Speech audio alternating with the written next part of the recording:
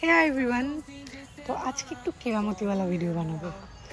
আমার দিক থেকে ওটা কেরামতি, কারণ I am not used two in this kind of work. তো লেটস ডু ইট। মা বললো অল্প কয়েকটা ইনগ্রিডিয়েন্টস দিয়েই তৈরি হয়ে যাবে, তাই সাদা সর্ষে, কালো সর্ষে, পোস্ত আর দই, সঙ্গে 3টে কাঁচা লঙ্কা দিয়ে শুরু করলাম এই ভাপা চিংড়ির রেসিপি। চিংড়ি মাছগুলোকে ভালো করে ধুয়ে নুন আর হলুদ দিয়ে ম্যারিনেট করার পর মশলাগুলোকে শিলে বেটে তারপরে হালকা হাতে মাখিয়ে রাখলাম একটা স্টিলের টিফিন বাটির মধ্যে।